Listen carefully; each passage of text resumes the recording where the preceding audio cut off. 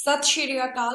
ਤੁਸੀਂ ਵੇਖ ਰਹੇ ਹੋ ਟੀਵੀ ਪੰਜਾਬ ਤੇ ਮੈਂ ਹਾਂ ਤੁਹਾਡੇ ਨਾਲ ਇੰਦਰਪ੍ਰੀਤ ਕੌਰ ਪੰਨੂ ਲੈ ਕੇ ਹਾਜ਼ਰ ਹਾਂ ਪ੍ਰੋਗਰਾਮ ਕੈਨੇਡਾ ਨਾਓ, ਜਿੱਥੇ ਗੱਲਬਾਤ ਕੈਨੇਡਾ ਦੀਆਂ तमाम ਵੱਡੀਆਂ ਖਬਰਾਂ ਦੀ ਹੋਈ। ਇਹਨਾਂ ਖਬਰਾਂ ਉੱਪਰ ਵਿਚਾਰ ਚਰਚਾ ਕਰਾਂਗੇ ਆਪਣੇ ਸਹਿਯੋਗੀ ਮਨਦੀਪ ਸਿੰਘ ਟੁੱਟ ਨਾਲ। ਮਨਦੀਪ ਜੀ, ਸਭ ਤੋਂ ਪਹਿਲਾਂ ਬਹੁਤ-ਬਹੁਤ ਸਵਾਗਤ ਹੈ। ਜੀ ਬਹੁਤ ਬਹੁਤ ਧੰਨਵਾਦ ਇੰਦਰਪ੍ਰੀਤ ਜੀ। ਜੀ ਮਨਦੀਪ ਜੀ, ਪ੍ਰੋਗਰਾਮ ਦੀ ਸ਼ੁਰੂਆਤ ਕਰ ਲੈਂਦੇ ਹਾਂ। ਕਰੋਨਾ ਵਾਇਰਸ ਦਾ ਨਵਾਂ ਰੂਪ ਸਾਹਮਣੇ ਆਇਆ, ਜਿਸ ਦੇ ਕੁਝ ਮਾਮਲੇ ਕੈਨੇਡਾ ਵਿੱਚ ਵੀ ਦਰਜ ਕੀਤੇ ਜਾ ਰਹੇ ਨੇ ਤੇ ਹੁਣ ਕੈਨੇਡਾ ਤੋਂ ਇਸ ਓਮਿਕਰੋਨ ਵੇਰੀਐਂਟ ਬਾਰੇ ਕੀ ਜਾਣਕਾਰੀ ਸਾਹਮਣੇ ਆ ਰਹੀ ਹੈ? ਕਿੰਨੇ ਮਾਮਲੇ ਤੇ ਕਿੱਥੋਂ ਸਾਹਮਣੇ ਆਏ ਨੇ? ਬਿਲਕੁਲ ਜੀ, ਇੱਕ ਵਾਰੀ ਫੇਰ ਜਿਹੜਾ ਵਾ ਕਰੋਨਾ ਦੀ ਦਹਿਸ਼ਤ ਜਿਹੜੀ ਆ ਪੂਰੀ ਦੁਨੀਆ 'ਚ ਫੈਲ ਗਈ ਹੈ, ਕਿਉਂਕਿ ਜਿਹੜਾ ਨਵਾਂ ਰੂਪ ਆਇਆ, ਨਵਾਂ ਵੇਰੀਐਂਟ ਜਿਹੜਾ ਦੱਸਿਆ ਜਾ ਰਿਹਾ ਓਮਿਕਰੋਨ, ਇਹਦੇ ਮਾਮਲੇ ਜਿਹੜੇ ਆ ਉਹ ਕਾਫੀ ਵੱਧ ਰਹੇ ਨੇ। ਔਰ ਕੈਨੇਡਾ ਦੇ ਵਿੱਚ ਵੀ ਇਹਦੇ ਮਾਮਲੇ ਜਿਹੜੇ ਆ, ਕੱਲ ਪਹਿਲਾ ਮਾਮਲਾ ਆਇਆ ਸੀ ਤੇ ਅੱਜ ਜੋ ਹੁਣ ਤੱਕ ਦੀਆਂ ਰਿਪੋਰਟ ਨੇ, ਕੁੱਲ 7 ਦੇ ਕਰੀਬ ਜਿਹੜੇ ਮਾਮਲੇ ਕੈਨੇਡਾ 'ਚ ਇਸ ਵਕਤ ਹੋ ਚੁੱਕੇ ਨੇ। ਔਰ ਜਿਹਦੇ ਨਾਲ ਜਿਹੜਾ ਵਾ ਸਰਕਾਰਾਂ ਵੱਲੋਂ ਵੀ ਸਖਤੀ ਕੀਤੀ ਜਾ ਰਹੀ ਆ, ਔਰ ਇਹਦੇ ਨਾਲ ਨਾਲ ਜਿਹੜੇ ਲੋਕ ਵੀ ਇੱਕ ਵਾਰੀ ਫੇਰ ਉਹਨਾਂ ਦਾ ਧਿਆਨ ਜਿਹੜਾ ਖਬਰਾਂ ਤੇ ਟਿਕ ਗਿਆ। ਔਰ ਸਰਚ ਇਸ ਵਕਤ ਇਹ ਕੀਤੀਆਂ ਜਾ ਰਹੀਆਂ ਨੇ ਕਿ ਇਸ ਵੇਰੀਐਂਟ ਉੱਤੇ ਵੈਕਸੀਨ ਕੋਈ ਅਸਰ ਕਰਦੀ ਆ। ਖੈਰ ਪਹਿਲਾਂ ਗੱਲ ਕਰਦੇ ਹਾਂ ਕਿ ਅੱਜ ਕਿੱਥੋਂ ਕਿੱਥੋਂ ਮਾਮਲੇ ਸਾਹਮਣੇ ਆਏ ਆ। ਹੁਣ ਤੱਕ ਦੀ ਜੋ ਜਾਣਕਾਰੀ ਸਾਹਮਣੇ ਆਈ ਆ, 7 ਜਾਂ ਇਸ ਤੋਂ ਵੱਧ ਜਿਹੜੇ ਕੁਝ ਮਾਮਲੇ ਆ ਉਹ ਇਸ ਵਕਤ ਕੈਨੇਡਾ ਵਿੱਚ ਦਰਜ ਕੀਤੇ ਜਾ ਚੁੱਕੇ ਨੇ। ਕੱਲ ਜਿਹੜੀ ਰਿਪੋਰਟ ਸੀ ਉਹ ਇਹ ਸੀ ਕਿ ਅੰਟਾਰੀਓ ਅਤੇ ਕਿਊਬਕ ਜਿਹੜੀਆਂ ਕੈਨੇਡਾ ਦੀਆਂ ਦੋ ਵੱਡੀਆਂ ਪ੍ਰੋਵਿੰਸਸ ਨੇ, ਸੂਬੇ ਨੇ, ਉੱਥੇ ਜਿਹੜੀ ਆ ਇਹਦੇ ਮਾਮਲੇ ਦਰਜ ਕੀਤੇ ਗਏ ਸੀ। ਤੇ ਅੱਜ ਜਿਹੜੇ ਕੈਨੇਡਾ ਦੇ ਦੋ ਹੋਰ ਸੂਬਿਆਂ ਵਿੱਚ ਵੀ ਇਹਦੇ ਮਾਮਲੇ ਸਾਹਮਣੇ ਆ ਗਏ। ਸਭ ਤੋਂ ਪਹਿਲਾਂ ਗੱਲ ਕਰਾਂਗੇ ਬ੍ਰਿਟਿਸ਼ ਕੋਲੰਬੀਆ ਦੀ। ਬ੍ਰਿਟਿਸ਼ ਕੋਲੰਬੀਆ ਵਿੱਚ ਵੀ ਅੱਜ ਓਮਿਕਰੋਨ ਦਾ ਜਿਹੜਾ ਸੀ ਉਹ ਪਹਿਲਾ ਮਾਮਲਾ ਦਰਜ ਕੀਤਾ ਗਿਆ ਵਾ, ਜਿਹਦੇ ਸੰਬੰਧੀ ਜਾਣਕਾਰੀ ਸਰਕਾਰ ਨੇ ਜਾਰੀ ਕੀਤੀ ਆ। ਔਰ ਸਰਕਾਰ ਵੱਲੋਂ ਇਹ ਵੀ ਦੱਸਿਆ ਗਿਆ ਕਿ ਫਰੇਜ਼ਰ ਹੈਲਥ ਦੇ ਜਿਹੜਾ ਇਹ ਇਲਾਕੇ ਵਿੱਚ ਇਹ ਮਾਮਲਾ ਹੈਗਾ ਆ। ਫਰੇਜ਼ਰ ਹੈਲਥ ਦੇ ਵਿੱਚ ਹੀ ਦੱਸਣਾ ਚਾਹੁੰਦਾ ਕਿ ਆਪਣੇ ਸਰੀ ਤੇ ਹੋਰ ਨੇੜਲੇ ਤੇੜਲੇ ਜਿਹੜੇ ਸ਼ਹਿਰ ਉਹ ਆਉਂਦੇ ਆ। ਸੋ ਜੋ ਦੱਸਿਆ ਜਾ ਰਿਹਾ ਕਿ ਇਹ ਵਿਅਕਤੀ ਜਿਹੜਾ ਵਾ ਨਾਈਜੀਰੀਆ ਤੋਂ ਆਇਆ ਸੀਗਾ। ਸੋ ਨਾਈਜੀਰੀਆ ਤੋਂ ਆਉਣ ਤੋਂ ਬਾਅਦ ਜਿਹੜਾ ਸੀ ਇਹਦਾ 에ਅਰਪੋਰਟ ਤੇ ਟੈਸਟ ਕੀਤਾ ਗਿਆ ਤੇ ਉਸ ਤੋਂ ਬਾਅਦ ਇਹਨੂੰ ਆਈਸੋਲੇਟ ਹੋਣ ਲਈ ਕਹਿ ਦਿੱਤਾ ਗਿਆ ਸੀ, ਜੋ ਕਿ ਇਸ ਵਕਤ ਸੈਲਫ ਆਈਸੋਲੇਸ਼ਨ 'ਚ ਸੀਗਾ। ਔਰ ਉਸ ਦੀ ਰਿਪੋਰਟ ਜਿਹੜੀ ਆ ਪੋਜ਼ਿਟਿਵ ਆਈ ਆ ਤੇ ਇਹ ਜਿਹੜਾ ਓਮਿਕਰੋਨ ਦਾ ਪਹਿਲਾ ਮਾਮਲਾ ਇਸ ਤਰੀਕੇ ਨਾਲ ਦਰਜ ਕੀਤਾ ਗਿਆ। ਔਰ ਦੂਜੇ ਪਾਸੇ ਜੇਕਰ ਅਸੀਂ ਅਲਬਰਟਾ ਦੀ ਗੱਲ ਕਰੀਏ ਤਾਂ ਉੱਥੇ ਵੀ ਪਹਿਲਾ ਮਾਮਲਾ ਜਿਹੜਾ ਸਾਹਮਣੇ ਆ ਗਿਆ। ਔਰ ਉੱਥੇ ਵੀ ਜਿਹੜਾ ਵਾ ਨਾਈਜੀਰੀਆ ਤੋਂ ਹੀ ਵਿਅਕਤੀ ਜਿਹੜਾ ਸੀ, ਨਾਈਜੀਰੀਆ ਅਤੇ ਨੀਦਰਲੈਂਡ ਤੋਂ ਆਇਆ, ਉੱਥੋਂ ਇਹ ਟਰੈਵਲ ਕਰਕੇ ਆਇਆ ਸੀਗਾ। ਸੋ ਇਸ ਤਰੀਕੇ ਨਾਲ ਹੁਣ ਕੁੱਲ ਮਿਲਾ ਕੇ ਕੈਨੇਡਾ ਦੇ 4 ਸੂਬਿਆਂ ਵਿੱਚ ਓਮਿਕਰੋਨ ਦੇ ਜਿਹੜੇ ਮਾਮਲੇ ਸਾਹਮਣੇ ਆ ਗਏ ਨੇ, ਜਿਸ ਤੋਂ ਬਾਅਦ ਪੂਰੇ ਕੈਨੇਡਾ ਦੇ ਵਿੱਚ ਹੁਣ ਓਮਿਕਰੋਨ ਦੀ ਜਿਹੜੀ ਚਰਚਾ ਇਸ ਵਕਤ ਹੋ ਰਹੀ ਆ। ਔਰ ਜਿਹੜੇ 7 ਮਾਮਲੇ ਹੁਣ ਤੱਕ ਜਿਨ੍ਹਾਂ ਦੀ ਪੁਸ਼ਟੀ ਕੀਤੀ ਗਈ ਆ, ਉਹਦੇ ਵਿੱਚ ਕੁੱਲ 4 ਜਿਹੜੇ ਇਸ ਵਕਤ ਕੇਸ ਹੈਗੇ ਨੇ ਉਹ ਨਾਈਜੀਰੀਆ ਨਾਲ ਸੰਬੰਧਿਤ ਨੇ। ਇਹ ਵਿਅਕਤੀ ਜਿਹੜੇ ਉਹ ਨਾਈਜੀਰੀਆ ਤੋਂ ਆਏ ਸੀਗੇ। ਜੀ ਮਨਦੀਪ ਜੀ, ਹੁਣ ਜੋ ਇਹ ਵੇਰੀਐਂਟ ਬਾਰੇ ਜਾਣਕਾਰੀ ਸਾਹਮਣੇ ਆ ਰਹੀ ਹੈ, ਇਸ ਤੋਂ ਬਾਅਦ ਸਰਕਾਰ ਵੱਲੋਂ ਇਸ ਬਾਰੇ ਕੀ ਕਿਹਾ ਜਾ ਰਿਹਾ ਹੈ ਜਾਂ ਉਹਨਾਂ ਵੱਲੋਂ ਕੋਈ ਨਵਾਂ ਐਲਾਨ ਕੀਤਾ ਗਿਆ ਹੋਵੇ? ਬਿਲਕੁਲ ਜੀ, ਕਿਉਂਕਿ ਇਸ ਤੋਂ ਪਹਿਲਾਂ ਸਰਕਾਰ ਨੇ 7 ਮੁਲਕਾਂ ਉੱਤੇ ਜਿਹੜੀ ਇਹ ਪਾਬੰਦੀ ਲਾਈ ਸੀਗੀ, ਜਿਹਦੇ ਵਿੱਚ ਨਾਈਜੀਰੀਆ ਜਿਹੜਾ ਉਹ ਸ਼ਾਮਲ ਨਹੀਂ ਸੀਗਾ। ਪਰ ਹੈਰਾਨੀ ਦੀ ਗੱਲ ਇਹ ਆ ਕਿ ਜਿਹੜੇ ਮਾਮਲੇ ਇਸ ਵਕਤ ਸਾਹਮਣੇ ਆਏ ਆ, ਉਹਦੇ ਵਿੱਚ 7 ਚੋਂ ਜਿਹੜੇ 4 ਮਾਮਲੇ ਨੇ ਜਿਨ੍ਹਾਂ ਦੀ ਪੁਸ਼ਟੀ ਹੋਈ ਆ। ਹਾਲਾਂਕਿ ਹੱਲੇ ਜਿਹੜੇ ਹੋਰ ਵੀ ਯਾਤਰੀ ਆ ਰਹੇ ਨੇ ਉਹਨਾਂ ਦੀ ਵੀ ਨਿਗਰਾਨੀ ਕੀਤੀ ਜਾ ਰਹੀ ਆ, ਉਹਨਾਂ ਨੂੰ ਵੀ ਆਈਸੋਲੇਟ ਕੀਤਾ ਗਿਆ। ਬਸ ਉਹਨਾਂ ਦੀਆਂ ਰਿਪੋਰਟਾਂ ਕਦੋਂ ਆਉਣਗੀਆਂ, ਕੱਲ ਤੱਕ ਕੀ ਕੋਈ ਜਾਣਕਾਰੀ ਬਦਲਦੀ ਆ ਜਾਂ ਇਹੀ 7 ਕੇਸ ਰਹਿੰਦੇ, ਇਹਦੇ ਬਾਰੇ ਨਹੀਂ ਕਿਹਾ ਜਾ ਸਕਦਾ। ਪਰ ਹੁਣ ਤੱਕ ਦੇ ਜਿਹੜੇ 7 ਕੇਸ ਨੇ ਉਹਦੇ ਵਿੱਚੋਂ ਜਿਹੜੇ 4 ਕੇਸ ਨੇ ਉਹ ਨਾਈਜੀਰੀਆ ਤੋਂ ਸਾਹਮਣੇ ਆਏ ਨੇ। ਇਹ ਵਿਅਕਤੀ ਨਾਈਜੀਰੀਆ ਤੋਂ ਯਾਤਰਾ ਕਰਕੇ ਕੈਨੇਡਾ ਆਏ ਨੇ। ਔਰ ਹੈਰਾਨੀ ਦੀ ਗੱਲ ਇਹ ਆ ਕਿ ਕੈਨੇਡਾ ਸਰਕਾਰ ਵੱਲੋਂ ਜਿਹੜੇ ਪਹਿਲੇ 7 ਮੁਲਕਾਂ ਤੇ ਪਾਬੰਦੀ ਲਾਈ ਗਈ ਸੀ, ਸਾਊਥ ਅਫਰੀਕਨ ਮੁਲਕਾਂ ਉੱਤੇ, ਉਹਦੇ ਵਿੱਚ ਨਾਈਜੀਰੀਆ ਨੂੰ ਸ਼ਾਮਲ ਜਿਹੜਾ ਉਹ ਨਹੀਂ ਕੀਤਾ ਗਿਆ ਸੀ। ਸੋ ਅੱਜ ਸਰਕਾਰ ਵੱਲੋਂ ਜਿਹੜੇ ਉਹ ਵੱਡੇ ਐਲਾਨ ਕੀਤੇ ਗਏ ਨੇ, ਜਿਹਦੇ ਵਿੱਚ ਸਭ ਤੋਂ ਪਹਿਲਾਂ ਇਹ ਹੈ ਕਿ ਨਾਈਜੀਰੀਆ ਨੂੰ ਵੀ ਹੁਣ ਉਸੇ ਸੂਚੀ ਵਿੱਚ ਪਾ ਦਿੱਤਾ ਗਿਆ। ਉਹਦੇ ਸਮੇਤ 2 ਹੋਰ ਮੁਲਕ ਜਿਹੜੇ ਪਾ ਦਿੱਤੇ ਗਏ ਆ ਤੇ ਕੁੱਲ ਮਿਲਾ ਕੇ ਹੁਣ 10 ਮੁਲਕਾਂ ਦੀ ਇੱਕ ਸੂਚੀ ਜਿਹੜੀ ਹੈ ਜਾਰੀ ਕੀਤੀ ਗਈ ਹੈ, ਜਿਹਦੇ ਵਿੱਚ ਹੁਣ 10 ਮੁਲਕ ਜਿਹੜੇ ਆ ਉੱਥੋਂ ਫਲਾਈਟਾਂ ਤੇ ਉੱਥੋਂ ਦੇ ਨਾਗਰਿਕਾਂ ਤੇ ਜਿਹੜੀ ਉਹ ਪਾਬੰਦੀ ਲਾ ਦਿੱਤੀ ਗਈ ਆ। ਮਾਫ ਕਰਨਾ। ਔਰ ਨਾਈਜੀਰੀਆ ਦੇ ਨਾਲ ਨਾਲ ਜੇਕਰ ਅਸੀਂ ਗੱਲ ਕਰੀਏ, ਅੱਜ ਇਜਿਪਟ ਅਤੇ ਇੱਕ ਮਾਲਵਈ ਕੰਟਰੀ ਨੂੰ ਜਿਹੜਾ ਵਾ ਇਸ ਸੂਚੀ ਵਿੱਚ ਸ਼ਾਮਲ ਕਰ ਲਿਆ ਗਿਆ। ਸੋ ਹੁਣ ਕੁੱਲ ਮਿਲਾ ਕੇ 10 ਜਿਹੜੇ ਮੁਲਕ ਨੇ ਉੱਥੋਂ ਯਾਤਰੀ ਜਿਹੜੇ ਉਹ ਕੈਨੇਡਾ 'ਚ ਦਾਖਲ ਨਹੀਂ ਹੋ ਸਕਣਗੇ। ਔਰ ਇਹਦੇ ਨਾਲ ਜੇਕਰ ਅਸੀਂ ਗੱਲ ਕਰੀਏ, ਜਿਹੜੇ ਸਿਟੀਜ਼ਨ ਨੇ, ਜਿਹੜੇ ਪਰਮਨੈਂਟ ਰੈਜ਼ੀਡੈਂਟ ਨੇ, ਉਹਨਾਂ ਨੂੰ ਕਿਸੇ ਤੀਜੀ ਕੰਟਰੀ ਤੋਂ ਭਾਵ ਕਿ ਡਾਇਰੈਕਟ ਫਲਾਈਟ ਰਾਹੀਂ ਨਹੀਂ ਆ ਸਕਦੇ। ਹਾਲਾਂਕਿ ਫਲਾਈਟਾਂ ਡਾਇਰੈਕਟ ਚੱਲ ਵੀ ਨਹੀਂ ਰਹੀਆਂ ਇਹਨਾਂ ਮੁਲਕਾਂ ਤੋਂ, ਪਰ ਫਿਰ ਵੀ ਜੇਕਰ ਉਹ ਆਉਂਦੇ ਨੇ ਤਾਂ ਜਿੱਥੇ ਉਹਨਾਂ ਦੀ ਸਟੇ ਆ, ਜਿਵੇਂ ਪਹਿਲਾਂ ਇੰਡੀਆ ਤੋਂ ਲੋਕ ਆਉਂਦੇ ਸੀਗੇ, ਉੱਥੋਂ ਨੈਗੇਟਿਵ PCR ਟੈਸਟ ਜਿਹੜਾ ਉਹਦੀ ਰਿਪੋਰਟ ਲੈ ਕੇ ਆਉਣਗੇ ਤੇ ਫਿਰ ਕੈਨੇਡਾ ਪਹੁੰਚਣ ਤੇ ਵੀ ਜਿਹੜਾ ਵਾ ਉਹਨਾਂ ਦਾ ਟੈਸਟ ਹੋਵੇਗਾ। ਔਰ ਜੋ ਸਾਰੇ ਯਾਤਰੀਆਂ ਲਈ ਇੱਕ ਵੱਡਾ ਐਲਾਨ ਕੀਤਾ ਗਿਆ ਜੋ ਸਭ ਨੂੰ ਪ੍ਰਭਾਵਿਤ ਕਰੇਗਾ, ਉਹਦੇ ਵਿੱਚ ਇਹ ਆ ਕਿ ਅਮਰੀਕਾ ਤੋਂ ਜਿਹੜੇ ਯਾਤਰੀ ਆਉਣੇ ਨੇ ਉਹਨਾਂ ਨੂੰ ਛੱਡ ਕੇ ਬਾਕੀ ਦੁਨੀਆ ਤੋਂ ਕੋਈ ਕਿਤੇ ਵੀ ਆ ਰਿਹਾ, ਉਹਨਾਂ ਦਾ ਹੁਣ 에ਅਰਪੋਰਟ ਉੱਤੇ RT-PCR ਜਿਹੜਾ ਉਹ ਟੈਸਟ ਹੋਵੇਗਾ ਕੈਨੇਡਾ ਵਿੱਚ। ਔਰ ਜਦ ਤੱਕ ਉਸ ਦੀ ਰਿਪੋਰਟ ਨਹੀਂ ਆ ਜਾਂਦੀ, ਜਦ ਤੱਕ ਉਹ ਨੈਗੇਟਿਵ ਨਹੀਂ ਆ ਜਾਂਦਾ, ਉਦੋਂ ਤੱਕ ਉਹਨਾਂ ਨੂੰ ਆਈਸੋਲੇਸ਼ਨ ਦੇ ਵਿੱਚ ਰਹਿਣਾ ਪਵੇਗਾ, ਆਪਣੇ ਆਪ ਨੂੰ ਆਈਸੋਲੇਟ ਕਰਨਾ ਪਵੇਗਾ। ਸੋ ਇਹ ਇੱਕ ਵੱਡਾ ਐਲਾਨ ਜਿਹੜਾ ਸਰਕਾਰ ਵੱਲੋਂ ਕੀਤਾ ਗਿਆ। ਹਾਲਾਂਕਿ ਇਸ ਤੋਂ ਪਹਿਲਾਂ ਜਸਟਿਨ ਟਰੂਡੋ ਹੁਣਾਂ ਦਾ ਇੱਕ ਬਿਆਨ ਆਇਆ ਸੀ ਜਿਸ 'ਚ ਉਹਨਾਂ ਨੇ ਇਸ਼ਾਰਾ ਦੇ ਦਿੱਤਾ ਸੀ ਕਿ ਸਖਤੀ ਜਿਹੜੀ ਸਰਕਾਰ ਹੋਰ ਕਰ ਸਕਦੀ ਆ, ਔਰ ਉਸੇ ਸਖਤੀ ਦਾ ਕੁਝ ਘੰਟੇ ਬਾਅਦ ਐਲਾਨ ਹੋ ਗਿਆ। ਔਰ ਇਹਦੇ ਵਿੱਚ ਹੁਣ ਸਾਫ਼-ਸਾਫ਼ ਇਹ ਹੈ ਕਿ ਚਾਹੇ ਖਾਸ ਕਰਕੇ ਜੇ ਸਾਡਾ ਭਾਈਚਾਰਾ ਸੁਣ ਰਿਹਾ ਤਾਂ ਪੰਜਾਬ ਤੋਂ ਜਾਂ ਭਾਰਤ ਤੋਂ ਜਿਹੜੇ ਵੀ ਲੋਕ ਆਉਣਗੇ ਉਹਨਾਂ ਦਾ ਹੁਣ 에ਅਰਪੋਰਟ ਦੇ ਉੱਤੇ ਜਿਹੜਾ ਵਾ ਕੋਵਿਡ ਟੈਸਟ ਹੋਵੇਗਾ। ਔਰ ਜਦ ਤੱਕ ਉਹਨਾਂ ਦੀ ਰਿਪੋਰਟ ਨਹੀਂ ਆਉਂਦੀ ਉਦੋਂ ਤੱਕ ਉਹਨਾਂ ਨੂੰ ਆਪਣੇ ਆਪ ਨੂੰ ਆਈਸੋਲੇਟ ਜਿਹੜਾ ਉਹ ਕਰਨਾ ਪਵੇਗਾ। ਬਾਕੀ ਸਾਰੇ ਨਿਯਮ ਪਹਿਲਾਂ ਵਾਂਗ ਉਹੀ ਨੇ, ਚਾਹੇ ਤੁਹਾਡੇ ਵੈਕਸੀਨ ਲੱਗੀ ਆ ਚਾਹੇ ਨਹੀਂ ਲੱਗੀ। ਹਾਲਾਂਕਿ ਹੁਣ ਬਿਨਾਂ ਵੈਕਸੀਨ ਤੋਂ ਤਾਂ ਅੱਜ ਤੋਂ ਜਿਹੜੇ ਉਹ ਲਾਗੂ ਹੋ ਗਿਆ, ਕੋਈ ਆ ਹੀ ਨਹੀਂ ਸਕਦਾ। ਬੇਸ਼ੱਕ ਤੁਹਾਡੇ ਵੈਕਸੀਨ ਲੱਗੀ ਵੀ ਹੋਈ ਆ, ਉਹਦੇ ਬਾਵਜੂਦ ਵੀ ਤੁਹਾਡਾ ਇੱਥੇ ਕੋਵਿਡ ਟੈਸਟ ਉਹ ਕੀਤਾ ਜਾਵੇਗਾ। ਜੀ ਮਨਦੀਪ ਜੀ, ਇਹ ਸਰਕਾਰ ਦਾ ਐਲਾਨ ਹੋ ਗਿਆ, ਉਸ ਦੀ ਗੱਲ ਕੀਤੀ ਹੈ, ਪਰ ਦੂਜੇ ਪਾਸੇ ਹੁਣ ਆਮ ਲੋਕ ਕੀ ਕਹਿ ਰਹੇ ਨੇ? ਜੋ ਨਵਾਂ ਵੇਰੀਐਂਟ ਸਾਹਮਣੇ ਆਇਆ ਉਸ ਵਿੱਚ ਲੋਕਾਂ ਵਿੱਚ ਕਿਸ ਤਰ੍ਹਾਂ ਦਾ ਮਾਹੌਲ ਦੇਖਣ ਨੂੰ ਮਿਲ ਰਿਹਾ ਹੈ? ਬਿਲਕੁਲ ਜੀ, ਕਿਉਂਕਿ ਅਸੀਂ ਦੇਖਦੇ ਹਾਂ ਕਿ ਜਦੋਂ ਵੀ ਇਹ ਨਵਾਂ ਵੇਰੀਐਂਟ ਪਹਿਲਾਂ ਡੈਲਟਾ ਵਾਰੀ ਵੀ ਅਸੀਂ ਦੇਖਿਆ ਸੀ ਕਿ ਲੋਕ ਹਰ ਵਾਰ ਜਿਹੜਾ ਵਾ ਉਹ ਚਿੰਤਾ ਵਿੱਚ ਪੈ ਜਾਂਦੇ ਨੇ, ਕਿਉਂਕਿ ਬੜੀ ਮੁਸ਼ਕਲ ਨਾਲ ਹੁਣ ਜਿਹੜੇ ਥੋੜੇ ਕਾਰੋਬਾਰ ਚੱਲੇ ਨੇ, ਕੁਝ ਨੌਕਰੀਆਂ ਦੀ ਰਿਕਵਰੀ ਹੋਈ ਆ, ਦੁਬਾਰਾ ਲੋਕ ਘਰਾਂ ਤੋਂ ਬਾਹਰ ਨਿਕਲੇ ਨੇ। ਹਾਲਾਂਕਿ ਇਸ ਦੌਰਾਨ ਬਹੁਤ ਸਾਰੀਆਂ ਮੁਸ਼ਕਲਾਂ ਦਾ ਸਾਹਮਣਾ ਲੋਕਾਂ ਨੂੰ ਕਰਨਾ ਪਿਆ, ਪਰ ਜਦੋਂ ਹੁਣ ਇਹ ਓਮੀਕਰੋਨ ਵੇਰੀਐਂਟ ਦੀ ਗੱਲ ਆਈ ਆ ਤਾਂ ਇੱਕ ਵਾਰੀ ਫੇਰ ਚਿੰਤਾ ਜਿਹੜੀ ਉਹ ਚਾਰੇ ਪਾਸੇ ਫੈਲ ਗਈ ਆ। ਇਸ ਗੱਲ ਦਾ ਸਹਿਮ ਹੈ ਵੀ ਕਿਤੇ ਦੁਬਾਰਾ ਲੋਕਡਾਊਨ ਵਰਗੀ ਸਥਿਤੀ ਪੈਦਾ ਨਾ ਹੋ ਜਾਵੇ। ਹਾਲਾਂਕਿ ਇਸ ਵਕਤ ਕਿਸੇ ਵੀ ਮੁਲਕ ਨੇ ਇਸ ਗੱਲ ਦੀ ਹਾਮੀ ਨਹੀਂ ਭਰੀ ਹੈ ਕਿ ਦੁਬਾਰਾ ਲੋਕਡਾਊਨ ਲਾਇਆ ਜਾਵੇਗਾ। ਅਮਰੀਕਾ ਦੀ ਅਸੀਂ ਗੱਲ ਕਰ ਲਈਏ, ਕੈਨੇਡਾ ਦੇ ਵਿੱਚ ਵੀ ਜਿਹੜੀਆਂ ਸੂਬਾ ਸਰਕਾਰਾਂ ਨੇ, ਅਸੀਂ ontario ਦੀ ਗੱਲ ਕਰ ਲਈ, ਉਹਨਾਂ ਨੇ ਵੀ ਸਾਫ਼ ਕੀਤਾ ਕਿ ਕਿਸੇ ਤਰੀਕੇ ਦੀ ਜਿਹੜੀ ਉਹ ਕੋਈ ਵੀ ਪਾਬੰਦੀ ਨਹੀਂ ਲਾਈ ਜਾਵੇਗੀ। ਹਾਲਾਂਕਿ BC ਦੇ ਵਿੱਚ ਅੱਜ ਇੱਕ ਵਾਰੀ ਫਿਰ ਹਦਾਇਤਾਂ ਜਿਹੜੀਆਂ ਉਹ ਦੁਬਾਰਾ ਦੁਹਰਾਈਆਂ ਗਈਆਂ।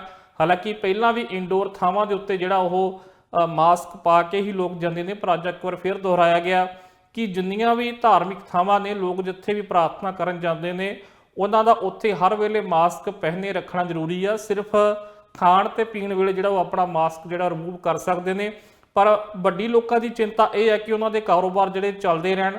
ਸੋ ਇਸ ਕਰਕੇ ਉਹ ਇਸ ਗੱਲ ਦੀ ਸਪੋਰਟ ਕਰ ਰਹੇ ਨੇ ਕਿ ਇੰਟਰਨੈਸ਼ਨਲ ਲੈਵਲ ਤੇ ਜਿਹੜੀਆਂ ਯਾਤਰਾ ਪਾਬੰਦੀਆਂ ਨੇ, ਜਿਸ ਨਾਲ ਡਰ ਆ ਕਿ ਕੈਨੇਡਾ 'ਚ ਇਹ ਜਿਹੜਾ ਵੇਰੀਐਂਟ ਆਦਾ ਆ ਉਹਨੂੰ ਰੋਕਣ ਲਈ ਜਿਹੜੇ ਕਦਮ ਚੁੱਕੇ ਜਾ ਰਹੇ ਆ, ਉਹਨਾਂ ਦੀ ਸਪੋਰਟ ਕੀਤੀ ਜਾ ਰਹੀ ਹੈ। ਪਰ ਇਸ ਗੱਲ ਦੀ ਚਿੰਤਾ ਜ਼ਰੂਰ ਆ ਕਿ ਦੁਬਾਰਾ ਕੋਈ ਉਹੋ ਜਿਹੀ ਨੌਬਤ ਜਿਹੜੀ ਆ ਉਹ ਨਾ ਆਵੇ ਕਿ ਦੁਬਾਰਾ ਉਹਨਾਂ ਦੇ ਕਾਰੋਬਾਰ ਬੰਦ ਹੋਣ, ਦੁਕਾਨਾਂ ਬੰਦ ਹੋਣ, ਉਹ ਘਰੇ ਬੈਠਣ, ਨੌਕਰੀਆਂ ਜਾਣ।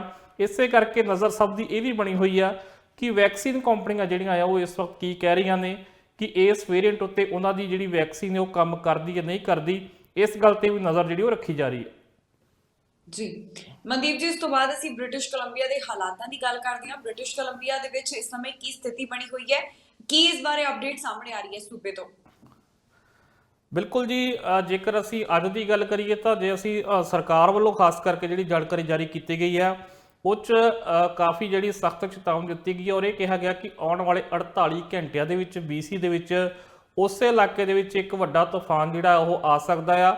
ਔਰ ਇਹ ਵੀ ਕਿਹਾ ਜਾ ਰਿਹਾ ਕਿ ਹੁਣ ਤੱਕ ਦਾ ਸਭ ਤੋਂ ਵੱਡਾ ਤੂਫਾਨ ਹੋ ਸਕਦਾ। ਹਾਲਾਂਕਿ ਇੱਕ ਗੱਲ ਇਹ ਵੀ ਕਹੀ ਗਈ ਆ ਕਿ ਇਹ ਹੋ ਸਕਦਾ ਹੈ ਕਿ ਇਹ ਤੂਫਾਨ ਉਹਨਾਂ ਨੁਕਸਾਨ ਜਿਹੜਾ ਉਹ ਨਾ ਕਰੇ, ਕਿਉਂਕਿ ਬਹੁਤ ਸਾਰੀਆਂ ਤਿਆਰੀਆਂ ਕਰ ਲਈਆਂ ਗਈਆਂ ਨੇ।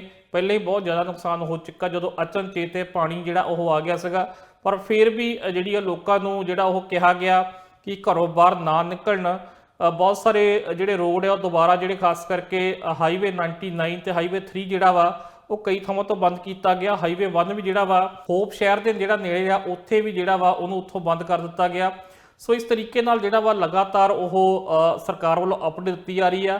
ਸੋ ਇੱਕ ਵਾਰ ਅਸੀਂ ਸਰਕਾਰੀ ਨੁਮਾਇੰਦੇ ਨੇ ਜਿਹੜੇ ਜਗਰੂਪ ਬਰਾੜ MLA ਨੇ ਸਾਰੀ ਫਰੀਦਕੋਟ ਤੋਂ, ਉਹਨਾਂ ਵੱਲੋਂ ਵੀ ਅੱਜ ਕੱਲ੍ਹ ਪੰਜਾਬੀ 'ਚ ਜਾਣਕਾਰੀ ਜਿਹੜੀ ਜਾਰੀ ਕੀਤੀ ਜਾਂਦੀ ਹੈ, ਅਸੀਂ ਇੱਕ ਵਾਰੀ ਉਹਨਾਂ ਦੀ ਜ਼ੁਬਾਨੀ ਵੀ ਸੁਣ ਲੈਂਦੇ ਹਾਂ ਕਿ ਇਸ ਵਕਤ ਸਰਕਾਰ ਵੱਲੋਂ ਕੀ ਹਦਾਇਤਾਂ ਦਿੱਤੀਆਂ ਗਈਆਂ ਨੇ ਤੇ ਕੀ ਚੇਤਾਵਨੀ ਦਿੱਤੀ ਜਾ ਰਹੀ ਹੈ। ਵਾਰੀ ਫੇਰ ਹੜ੍ਹਾਂ ਨਾਲ ਪ੍ਰਭਾਵਿਤ ਲੋਕਾਂ ਦੇ ਲਈ ਤਾਜ਼ਾ ਜਿਹੜੀ ਅਪਡੇਟ ਜਾਣਕਾਰੀ ਲੈ ਕੇ ਅੱਜ 20 ਨਵੰਬਰ 2021 ਦੇ ਲਈ ਸਭ ਤੋਂ ਪਹਿਲਾਂ ਮੌਸਮ ਸੰਬੰਧੀ ਤਾਜ਼ਾ ਜਾਣਕਾਰੀ। ਅੱਜ ਸ਼ਾਮ ਤੋਂ ਕੱਲ੍ਹ ਸਵੇਰ ਤੱਕ BC ਦੇ ਕਈ ਥਾਵਾਂ ਤੇ ਭਾਰੀ ਤੂਫਾਨ ਆਉਣ ਦੀ ਸੰਭਾਵਨਾ ਬਣੀ ਹੋਈ ਹੈ। ਇਹ ਹੁਣ ਤੱਕ ਦਾ ਸਭ ਤੋਂ ਵੱਡਾ ਤੂਫਾਨ ਹੋ ਸਕਦਾ। ਇਹ ਜਿਨ੍ਹਾਂ ਥਾਵਾਂ 'ਤੇ ਆ ਸਕਦਾ ਉਹਨਾਂ ਥਾਵਾਂ ਵਿੱਚ ਸ਼ਾਮਲ ਹੈ ਕੋਸਟਲ BC ਯਾਨੀ ਸਮੁੰਦਰ ਦੇ ਨਾਲ ਲੱਗਦੇ ਇਲਾਕੇ, ਅਤੇ ਸਾਊਥ ਵੈਸਟ BC ਜਿਹਦੇ ਵਿੱਚ ਸ਼ਾਮਲ ਹੈ ਗ੍ਰੇਟਰ ਵੈਨਕੂਵਰ, ਫਰੇਜ਼ਰ ਵੈਲੀ ਅਤੇ ਸਨਸ਼ਾਈਨ ਕੋਸਟ। ਜੇਕਰ ਕਿਸੇ ਵੀ ਕਮਿਊਨਿਟੀ ਦੇ ਲੋਕਾਂ ਦੀ ਸੇਫਟੀ ਨੂੰ ਖਤਰਾ ਖੜਾ ਹੋ ਜਾਂਦਾ ਹੈ ਤਾਂ ਸੂਬਾ ਸਰਕਾਰ ਲੋਕਾਂ ਦੇ ਬਚਾਓ ਲਈ ਰੈੱਡ ਅਲਰਟ ਜਾਰੀ ਕਰਨ ਦੇ ਲਈ ਮੁਕੰਮਲ ਤੌਰ ਦੇ ਉੱਤੇ ਤਿਆਰ ਹੈ। ਜੇਕਰ ਕਿਸੇ ਖਤਰੇ ਕਰਕੇ ਲੋਕਾਂ ਨੂੰ ਇਵੈਕੂਏਸ਼ਨ ਆਰਡਰ ਜਾਰੀ ਕੀਤੇ ਜਾਂਦੇ ਹਨ, ਯਾਨੀ ਘਰ ਛੱਡ ਕੇ ਜਾਣ ਲਈ ਕਿਹਾ ਜਾਂਦਾ, ਤਾਂ ਸਾਡੀ ਬੇਨਤੀ ਹੈ ਕਿ ਲੋਕਲ ਸਰਕਾਰਾਂ ਦੀਆਂ ਹਦਾਇਤਾਂ ਨੂੰ ਮੁਕੰਮਲ ਤੌਰ ਦੇ ਉੱਤੇ ਉਹਨਾਂ ਦੀ ਪਾਲਣਾ ਕੀਤੀ ਜਾਵੇ। BC ਹਾਈਵੇਜ਼ ਪ੍ਰਤੀ ਲੇਟੈਸਟ ਜਾਣਕਾਰੀ। ਕਰਮਚਾਰੀ ਹਾਈਵੇਜ਼, ਰੈਜ਼ੀਡੈਂਸ ਅਤੇ ਫਾਰਮਲੈਂਡ ਨੂੰ ਪ੍ਰੋਟੈਕਟ ਕਰਨ ਦੇ ਲਈ ਦਿਨ ਰਾਤ ਇੱਕ ਕਰਕੇ ਕੰਮ ਕਰ ਰਹੇ ਹਨ ਤਾਂ ਕਿ ਲੋੜੀਂਦੀ ਰਿਪੇਅਰ ਕਰਕੇ ਹਾਈਵੇਜ਼ ਨੂੰ ਜਲਦੀ ਤੋਂ ਜਲਦੀ ਦੁਬਾਰਾ ਖੋਲ੍ਹਿਆ ਜਾ ਸਕੇ ਅਤੇ ਲੋਕਾਂ ਤੱਕ ਸਪਲਾਈਜ਼ ਪਹੁੰਚਦੀਆਂ ਕੀਤੀਆਂ ਜਾ ਸਕਣ। ਕੱਲ੍ਹ ਅਸੀਂ ਹਾਈਵੇ 3 ਅਤੇ 99 ਦੁਬਾਰਾ ਖੋਲ੍ਹ ਦਿੱਤੇ ਹਨ। ਇਹ ਯਕੀਨੀ ਬਣਾਉਣ ਤੋਂ ਬਾਅਦ ਕਿ ਇਹ ਹਾਈਵੇ ਟਰੈਵਲ ਕਰਨ ਦੇ ਲਈ ਮੁਕੰਮਲ ਤੌਰ ਦੇ ਉੱਤੇ ਸੇਫ ਹਨ। ਪਰ ਯਾਦ ਰਹੇ ਕਿ ਹਾਈਵੇ 99 ਨੂੰ ਅੱਜ ਸ਼ਾਮ ਦੇ 4 ਵਜੇ ਤੋਂ ਪੈਂਬਰਟਨ ਅਤੇ ਲਿਲੋਟ ਦੇ ਵਿਚਕਾਰ ਬੰਦ ਕੀਤਾ ਜਾ ਰਿਹਾ ਹੈ। ਹਾਈਵੇ 1 ਹਾਲੇ ਤੱਕ ਫਰੇਜ਼ਰ ਵੈਲੀ ਵਿੱਚ ਬੰਦ ਕੀਤਾ ਹੋਇਆ ਹੈ ਅਤੇ ਹਾਈਵੇ 7 ਸਿਰਫ ਕਮਰਸ਼ੀਅਲ ਵਹੀਕਲ ਦੇ ਲਈ ਹੀ ਖੋਲ੍ਹਿਆ ਗਿਆ ਹੈ। ਮੈਂ ਲੋਕਾਂ ਦੇ ਸਹਿਯੋਗ ਅਤੇ ਸਬਰ ਦੇ ਲਈ ਤਹਿ ਦਿਲੋਂ ਲੋਕਾਂ ਦਾ ਧੰਨਵਾਦ ਕਰਦਾ। ਅਸੀਂ ਇਹ ਸਮਝਦੇ ਹਾਂ ਕਿ ਬਹੁਤ ਸਾਰੇ ਲੋਕਾਂ ਨੂੰ ਕੰਮ 'ਤੇ ਜਾਣ ਦੇ ਲਈ, ਸਕੂਲ ਜਾਣ ਦੇ ਲਈ ਜਾਂ ਕੋਈ ਅਪਾਇੰਟਮੈਂਟ ਅਟੈਂਡ ਕਰਨ ਦੇ ਲਈ ਤਕਲੀਫਾਂ ਆ ਰਹੀਆਂ ਹਨ। ਇਹ ਸਿਰਫ ਵਕਤੀ ਤੌਰ 'ਤੇ ਹੈ। ਅਸੀਂ ਇਕੱਠੇ ਹੋ ਕੇ ਬਹੁਤ ਜਲਦੀ ਇਸ ਔਖੇ ਸਮੇਂ ਦੇ ਵਿੱਚੋਂ ਨਿਕਲ ਜਾਵਾਂਗੇ। ਅੰਤ ਵਿੱਚ ਮੈਂ ਇਹ ਦੱਸਣਾ ਚਾਹੁੰਦਾ ਕਿ ਸਰਕਾਰ ਆਉਣ ਵਾਲੇ ਦਿਨਾਂ ਦੇ ਵਿੱਚ ਆਉਣ ਵਾਲੇ ਤੂਫਾਨਾਂ ਦੇ ਲਈ ਮੁਕੰਮਲ ਤੌਰ ਦੇ ਉੱਤੇ ਤਿਆਰ ਹੈ। ਸਾਡੇ ਕਰੂਜ਼ ਅਤੇ ਇਕੁਇਪਮੈਂਟ ਰੈਡੀ ਨੇ ਅਤੇ ਲੋੜ ਪੈਣ ਮੁਤਾਬਕ ਤੁਰੰਤ ਮੂਵ ਕੀਤੇ ਜਾ ਸਕਦੇ ਹਨ। ਸਾਰੇ ਲੋਕਾਂ ਨੂੰ, ਵਿਸ਼ੇਸ਼ ਕਰਕੇ ਟਰੱਕਾਂ ਵਾਲੇ ਦੋਸਤਾਂ ਨੂੰ ਇਹ ਬੇਨਤੀ ਹੈ ਕਿ ਮੌਸਮ ਦੀ ਜਿਹੜੀ ਲੇਟੈਸਟ ਜਾਣਕਾਰੀ ਹੈ ਭਵਿੱਖਬਾਣੀ ਹੈ, ਉਸ 'ਤੇ ਲਗਾਤਾਰ ਜਿਹੜੀ ਨਜ਼ਰ ਰੱਖੀ ਜਾਵੇ ਔਰ ਖ਼ਾਸ ਕਰਕੇ ਟਰੈਵਲ ਕਰਨ ਤੋਂ ਪਹਿਲਾਂ ਡਰਾਈਵ BC 'ਤੇ ਜਾ ਕੇ ਲੇਟੈਸਟ ਜਾਣਕਾਰੀ ਲਈ ਜਾਵੇ। ਸੋ ਇਹ ਸੀ ਅੱਜ ਦੇ 30 ਨਵੰਬਰ 2021 ਦੇ ਲੇਟੈਸਟ ਅਪਡੇਟਸ। ਕੱਲ੍ਹ ਨੂੰ ਇੱਕ ਵਾਰੀ ਫਿਰ ਅਸੀਂ ਲੋਕਾਂ ਸਾਹਮਣੇ ਕੱਲ੍ਹ ਦੇ ਅਪਡੇਟ ਲੈ ਕੇ ਦੁਬਾਰਾ ਹਾਜ਼ਰ ਹੋਵਾਂਗੇ। ਮਿਹਰਬਾਨੀ ਜੀ। ਸੋ ਇਸ ਤਰੀਕੇ ਨਾਲ ਜਗਰੂਪ ਬਰਾੜ ਹੋਣਾ ਨੇ ਜਿਹੜੀ ਸਾਰੀ ਜਾਣਕਾਰੀ ਸਾਂਝੀ ਕੀਤੀ ਹੈ ਔਰ ਦੱਸਿਆ ਕਿ ਜਿਹੜਾ ਤੂਫਾਨ ਇੱਕ ਵਾਰੀ ਫੇਰ ਹਿੱਟ ਕਰ ਸਕਦਾ ਆ। ਸੋ ਇਸ ਤਰੀਕੇ ਨਾਲ ਹਾਲਾਤ ਜਿਹੜੇ ਹਾਲੇ ਤੱਕ ਨਾਜ਼ੁਕ ਬਣੇ ਹੋਏ ਨੇ, ਕਿਉਂਕਿ ਪਾਣੀ ਵੀ ਲਗਾਤਾਰ, ਜੇਕਰ ਅਸੀਂ ਐਕਸਪੋਰਟ ਦੇ ਇਲਾਕੇ ਦੀ ਗੱਲ ਕਰੀਏ ਤਾਂ ਪਾਣੀ ਕਈ ਇਲਾਕਿਆਂ 'ਚ ਹੱਲੇ ਵੀ ਚੱਲ ਰਿਹਾ, ਪਰ ਇਸ ਵਾਰ ਲੋਕਾਂ ਵੱਲੋਂ ਬੜੀ ਵੱਡੀ ਪੱਧਰ ਤੇ ਜਿਹੜੀ ਉਹ ਕੋਸ਼ਿਸ਼ ਕੀਤੀ ਜਾ ਰਹੀ ਆ ਐਕਸਪੋਰਟ ਦੇ ਇਲਾਕੇ ਵਿੱਚੋਂ। ਇੱਥੋਂ ਵੀ ਲੋਕ ਜਿਹੜੇ ਇਕੱਠੇ ਹੋ ਕੇ ਜਿਹੜੇ ਸਾਰੇ ਭਾਈਚਾਰਿਆਂ ਦੇ ਉਹ ਲਗਾਤਾਰ ਜਿਹੜੇ ਉਹ ਸੈਂਡ ਬੈਗ ਜਿਹੜੇ ਭਰ ਰਹੇ ਨੇ ਔਰ ਪਾਣੀ ਦੇ ਵਹਾਅ ਨੂੰ ਰੋਕਣ ਲਈ ਬਹੁਤ ਵੱਡੀ ਪੱਧਰ ਤੇ ਕੋਸ਼ਿਸ਼ ਜਿਹੜੀ ਉਹ ਕੀਤੀ ਜਾ ਰਹੀ ਆ। ਇੱਕ ਟਾਈਗਰ ਡੈਮ ਵੀ ਜਿਹੜਾ ਬਣਾਇਆ ਗਿਆ ਹਾਈਵੇ ਦੇ ਇੱਕ ਤੇ ਉੱਤੇ, ਜਿਹਦੀਆਂ ਤਸਵੀਰਾਂ ਵੀ ਅਸੀਂ ਦਰਸ਼ਕਾਂ ਨੂੰ ਦਿਖਾਈਆਂ ਸੀਗੀਆਂ। ਸੋ ਇਸ ਤਰੀਕੇ ਨਾਲ ਕਿ ਹੁਣ ਜਿਹੜੀ ਮਾਰ ਹੋਣੀ ਹੈ ਉਹਦਾ ਘੱਟ ਤੋਂ ਘੱਟ ਨੁਕਸਾਨ ਹੋਵੇ, ਉਹਨੂੰ ਰੋਕਣ ਲਈ ਜਿਹੜੀ ਉਹ ਪੂਰੀ ਕੋਸ਼ਿਸ਼ ਜਿਹੜੀ ਆ ਉਹ ਕੀਤੀ ਜਾ ਰਹੀ ਹੈ। ਕਿਉਂਕਿ ਪਹਿਲਾਂ ਜਿਵੇਂ ਅਸੀਂ ਲੋਕਾਂ ਨਾਲ ਗੱਲਬਾਤ ਵੀ ਕੀਤੀ ਸੀ, ਉਹ ਕਹਿੰਦੇ ਕਿ ਸਾਨੂੰ ਉਮੀਦ ਹੀ ਨਹੀਂ ਸੀ ਕਿ ਇੰਨੀ ਵੱਡੀ ਪੱਧਰ ਤੇ ਜਿਹੜਾ ਪਾਣੀ ਆ ਜਾਵੇਗਾ, ਕਿਉਂਕਿ ਕਦੇ ਆਇਆ ਨਹੀਂ ਪਾਣੀ ਇਸ ਤਰੀਕੇ ਦਾ। ਔਰ ਇਹ ਕਿਹਾ ਜਾ ਰਿਹਾ ਕਿ 1920 ਤੋਂ ਬਾਅਦ ਇਦਾਂ ਦੇ ਹਾਲਾਤ ਬਣੇ ਆ। ਹਾਲਾਂਕਿ ਸੋਸ਼ਲ ਮੀਡੀਆ ਤੇ ਕੁਝ ਇਸ ਤਰੀਕੇ ਦੀਆਂ ਫੋਟੋਆਂ ਵੀ ਵਾਇਰਲ ਹੋ ਰਹੀਆਂ ਕਿ 1948 ਦੇ ਵਿੱਚ ਵੀ ਇੱਕ ਵਾਰੀ ਇਸੇ ਤਰੀਕੇ ਦਾ ਕੋਈ ਪਾਣੀ ਆਇਆ ਸੀਗਾ। ਇੱਕ ਚਰਚ ਦੀ ਫੋਟੋ ਦਿਖਾਈ ਜਾ ਰਹੀ ਹੈ ਐਕਸਪੋਰਟ ਦੇ ਉਸ ਇਲਾਕੇ ਵਿੱਚ ਜਿੱਥੇ ਅੱਜ ਕੱਲ੍ਹ ਹੜ੍ਹ ਆਏ ਹੋਏ ਨੇ, ਔਰ ਦਾਅਵਾ ਕੀਤਾ ਜਾ ਰਿਹਾ ਕਿ 1948 ਦੀ ਫੋਟੋ ਆ ਜਦੋਂ ਪਾਣੀ ਆਇਆ ਸੀ।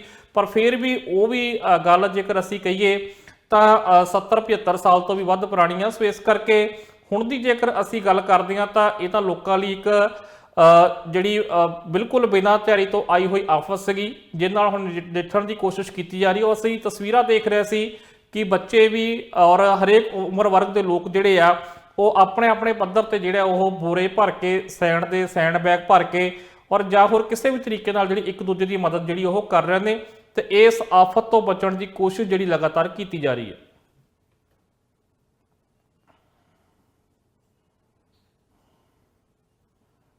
ਸਾਰੇ ਵੱਲੋਂ ਜਿਹੜੇ ਜ਼ਰੂਰਤਮੰਦ ਨੇ ਉਹਨਾਂ ਤੱਕ ਖਾਣ ਪੀਣ ਦੀਆਂ ਚੀਜ਼ਾਂ ਪਹੁੰਚਾਈਆਂ ਜਾ ਰਹੀਆਂ ਨੇ। ਤੇ ਹੋਰ ਇੱਥੋਂ ਇਸ ਤਰ੍ਹਾਂ ਦੀ ਕੀ ਜਾਣਕਾਰੀ ਸਾਹਮਣੇ ਆ ਰਹੀ ਹੈ ਜਾਂ ਕਿਸ ਤਰ੍ਹਾਂ ਬਚਾਅ ਕਾਰਜ ਕਾਫੀ ਹੱਦ ਤੱਕ ਤੁਸੀਂ ਜਾਣਕਾਰੀ ਦੇ ਚੁੱਕੇ ਹੋ, ਪਰ ਇਸ ਤੋਂ ਇਲਾਵਾ ਵੀ ਕੋਈ ਬਚਾਅ ਕਾਰਜ ਚਲਾਇਆ ਜਾ ਰਿਹਾ ਹੈ? ਬਿਲਕੁਲ ਜੀ, ਪੰਜਾਬੀ ਭਾਈਚਾਰੇ ਵੱਲੋਂ ਹਰ ਤਰੀਕੇ ਨਾਲ ਜਿਹੜੀ, ਕਿਉਂਕਿ ਹਾਲਾਂਕਿ ਪੰਜਾਬੀ ਭਾਈਚਾਰਾ ਵੀ ਬਹੁਤ ਵੱਡੇ ਪੱਧਰ ਤੇ ਪ੍ਰਭਾਵਿਤ ਹੋਇਆ। ਅਸੀਂ ਇੱਕ ਖਾਸ ਰਿਪੋਰਟ ਵੀ ਦਿਖਾਈ ਸੀ ਕਿ ਪੰਜਾਬੀ ਕਿਸਾਨਾਂ ਦੇ ਕਿਸ ਤਰੀਕੇ ਨਾਲ ਘਰਾਂ ਦੇ ਵਿੱਚ ਪਾਣੀ ਜਿਹੜਾ ਉਹ ਭਰਿਆ ਹੋਇਆ, ਔਰ ਕਿੰਨਾ ਵੱਡਾ ਨੁਕਸਾਨ ਉਹਨਾਂ ਦਾ ਹੋਇਆ। ਉਹਨਾਂ ਦੀ ਸਾਰੀ ਫਸਲ ਡੁੱਬ ਗਈ, ਜੋ ਕਿ ਇਸ ਵਕਤ ਲਗਭਗ ਇਹ ਕਿਹਾ ਜਾ ਰਿਹਾ ਕਿ ਉਹ ਫਸਲ ਇੰਨੇ ਦਿਨ ਪਾਣੀ ਥੱਲੇ 10-11 ਦਿਨ ਉਹ ਪਾਣੀ 'ਚ ਡੁੱਬੀ ਰਹੀ, ਔਰ ਜਿਸ ਕਰਕੇ ਉਹ ਫਸਲ ਵੀ ਇਸ ਵਕਤ ਬਰਬਾਦ ਹੋ ਚੁੱਕੀ ਆ। ਸੋ ਪੰਜਾਬੀ ਭਾਈਚਾਰੇ ਵੱਲੋਂ ਵੀ ਪੂਰੀ ਮਦਦ ਜਿਹੜੀ ਕੀਤੀ ਜਾ ਰਹੀ ਆ।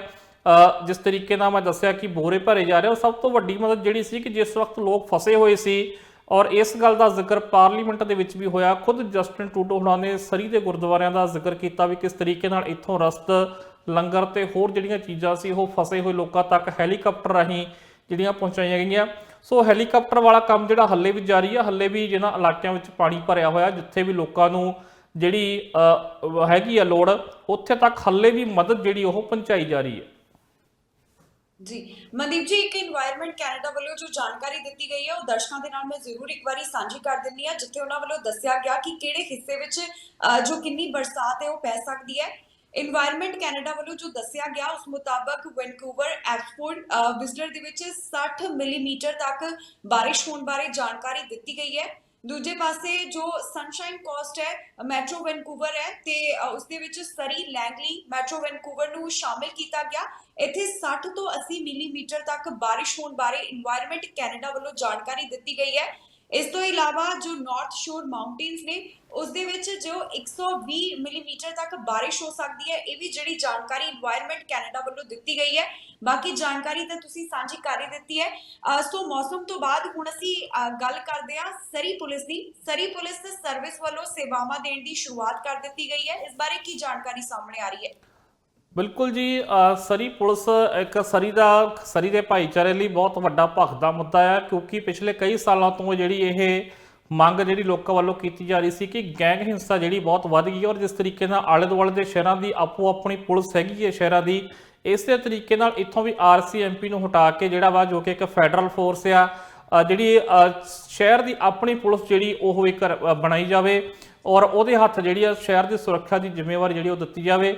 ਸੋ ਉਹਦੇ ਵੱਲੋਂ ਹੁਣ ਜਿਹੜੇ ਕਦਮ ਵੱਧਦੇ ਨਜ਼ਰ ਆ ਰਹੇ ਨੇ। ਹਾਲਾਂਕਿ ਬਹੁਤ ਸਾਰੀਆਂ ਇਸ ਦੌਰਾਨ ਜਿਹੜੀਆਂ ਕਠਿਨਾਈਆਂ ਦਾ ਸਾਹਮਣਾ ਕਰਨਾ ਪਿਆ, ਬਹੁਤ ਸਾਰੀਆਂ ਦਿੱਕਤਾਂ ਆਈਆਂ, ਬਹੁਤ ਸਾਰੇ ਚੈਲੰਜ ਆਏ, ਪਰ ਇਹਦੇ ਬਾਵਜੂਦ ਜਿਹੜਾ ਵਾ ਅੱਜ ਤੋਂ ਜਿਹੜਾ ਪਹਿਲਾ ਜੱਥਾ ਆ ਸਰੀ ਪੁਲਿਸ ਦਾ, ਉਹ RCMP ਨਾਲ ਮਿਲ ਕੇ ਜਿਹੜਾ ਉਹ ਸ਼ਹਿਰ ਦੇ ਵਿੱਚ ਕੰਮ ਕਰਨਾ ਸ਼ੁਰੂ ਕਰ ਦੇਵੇਗਾ।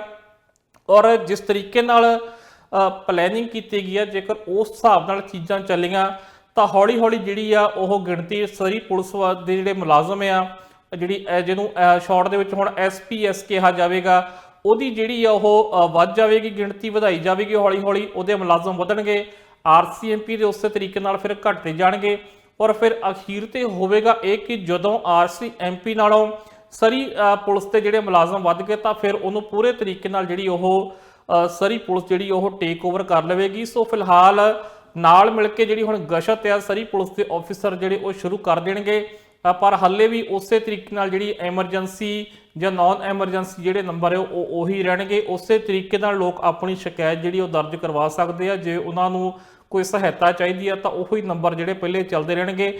ਪਰ ਇੰਨਾ ਜ਼ਰੂਰ ਹੈ ਕਿ ਸਰੀ ਲਈ ਅੱਜ ਇੱਕ ਇਤਿਹਾਸਕ ਦਿਨ ਹੈ, ਕਿਉਂਕਿ ਲੰਬੀ ਲੜਾਈ ਤੋਂ ਬਾਅਦ ਅੱਜ ਆਪਣੀ ਪੁਲਿਸ ਦਾ ਜਿਹੜਾ ਉਹ ਇੱਕ ਪਹਿਲਾ ਜੱਥਾ ਆ ਉਹ RCMP ਨਾਲ ਮਿਲ ਕੇ ਸੜਕਾਂ ਉੱਤੇ ਗਸ਼ਤ ਕਰਦਾ ਨਜ਼ਰ ਆਵੇਗਾ। ਜੀ ਮਨਦੀਪ ਜੀ, ਇਸ ਤੋਂ ਬਾਅਦ ਹੁਣ ਗੱਲ ਕਰਦੇ ਹਾਂ ਬ੍ਰਿਟਿਸ਼ ਕੋਲੰਬੀਆ ਦੀ। ਬ੍ਰਿਟਿਸ਼ ਕੋਲੰਬੀਆ ਤੋਂ ਕੋਰੋਨਾ ਵਾਇਰਸ ਬਾਰੇ ਕੀ ਜਾਣਕਾਰੀ ਸਾਹਮਣੇ ਆ ਰਹੀ ਹੈ? ਇੱਥੇ ਕੀ ਹਾਲਾਤ ਬਣੇ ਹੋਏ ਨੇ? ਕਿੰਨੇ ਮਾਮਲੇ ਜਿਹੜੇ ਨੇ 24 ਘੰਟਿਆਂ ਦੌਰਾਨ ਦਰਜ ਕੀਤੇ ਗਏ? ਕੀ ਅਪਡੇਟ ਸਾਹਮਣੇ ਆਈ ਹੈ? ਬਿਲਕੁਲ ਜੀ, ਜੇਕਰ ਅਸੀਂ ਅੱਜ ਦੀ ਗੱਲ ਕਰੀਏ ਤਾਂ ਬੀਤੇ 24 ਘੰਟੇ ਦੌਰਾਨ ਜੋ ਹੁਣ ਇਸ ਵਕਤ ਅਪਡੇਟ ਸਾਹਮਣੇ ਆਈ ਆ, ਉਹਦੇ ਵਿੱਚ 358 ਜਿਹੜੇ ਕੋਵਿਡ ਦੇ ਨਵੇਂ ਮਾਮਲੇ ਉਹ ਸਾਹਮਣੇ ਆਏ ਆ, ਔਰ ਇਹਦੇ ਵਿੱਚ ਉਹੀ ਇੱਕ ਓਮੀਕਰੋਨ ਵਾਲਾ ਮਾਮਲਾ ਵੀ ਸ਼ਾਮਲ ਆ, ਜਿਹਦੀ ਅਸੀਂ ਪ੍ਰੋਗਰਾਮ ਦੀ ਸ਼ੁਰੂਆਤ ਚਰਚਾ ਕਰਕੇ ਹਟੇ ਕਿ ਓਮੀਕਰੋਨ ਦਾ ਵੀ ਪਹਿਲਾ ਮਾਮਲਾ ਬ੍ਰਿਟਿਸ਼ ਕੋਲੰਬੀਆ 'ਚ ਸਾਹਮਣੇ ਆ ਗਿਆ। ਜੇਕਰ ਆਪਾਂ ਰੀਜ਼ਨ ਵਾਈਜ਼ ਗੱਲ ਕਰੀਏ ਤਾਂ ਫਰੇਜ਼ਰ ਹੈਲਥ ਵਿੱਚ 107 ਮਾਮਲੇ ਬੀਤੇ 24 ਘੰਟੇ ਦੌਰਾਨ ਸਾਹਮਣੇ ਆਏ ਆ। 1018 ਮਾਮਲੇ ਜਿਹੜੇ ਆ ਉਹ ਟੋਟਲ ਇੱਥੇ ਐਕਟਿਵ ਹੈਗੇ ਨੇ। ਇਹਦੇ ਨਾਲ ਹੀ 53 ਨਵੇਂ ਕੇਸ ਵੈਨਕੂਵਰ ਕੋਸਟਲ ਹੈਲਥ ਅਤੇ 552 ਇੱਥੇ ਜਿਹੜੇ ਇਸ ਵਕਤ 443 ਇਸ ਵਕਤ ਇੱਥੇ ਜਿਹੜੇ ਉਹ ਐਕਟਿਵ ਕੇਸ ਨੇ।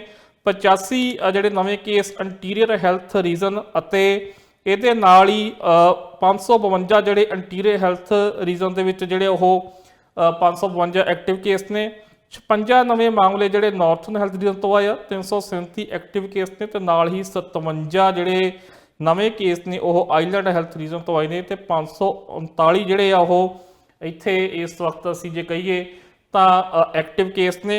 ਸੋ ਕੁੱਲ ਮਿਲਾ ਕੇ ਜੇਕਰ ਅਸੀਂ ਪੂਰੇ ਸੂਬੇ ਦੀ ਗੱਲ ਕਰੀਏ ਤਾਂ 2899 ਇਸ ਵਕਤ ਇੱਥੇ ਐਕਟਿਵ ਕੇਸ ਨੇ। ਔਰ ਰਾਹਤ ਦੀ ਖਬਰ ਇਹ ਆ ਕਿ ਬੀਤੇ 24 ਘੰਟਿਆਂ ਦੌਰਾਨ ਕਿਸੇ ਦੀ ਵੀ ਇੱਥੋਂ ਜਿਹੜੀ ਉਹ ਮੌਤ ਦੀ ਖਬਰ ਸਾਹਮਣੇ ਨਹੀਂ ਆਈ ਹੈ।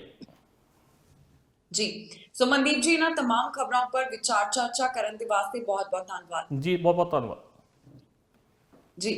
ਪ੍ਰੋਗਰਾਮ ਕੈਨੇਡਾ ਨਾਓ ਦੀ ਰਾਹੀਂ ਤੁਹਾਡੇ ਰੋਜ਼ਾਨਾ ਰੂਬਰੂ ਹੁੰਦੇ ਰਵਾਂਗੇ, ਜਿੱਥੇ ਗੱਲਬਾਤ ਕੈਨੇਡਾ ਦੀਆਂ तमाम ਵੱਡੀਆਂ ਖਬਰਾਂ ਦੀ ਹੋਏਗੀ। ਫਿਲਹਾਲ ਸਾਨੂੰ ਦਿਓ ਇਜਾਜ਼ਤ ਤੇ ਤੁਸੀਂ ਬਾਕੀ ਖਬਰਾਂ ਲਈ ਬਣੇ ਰਹੋ ਟੀਵੀ ਪੰਜਾਬ ਨਾਲ।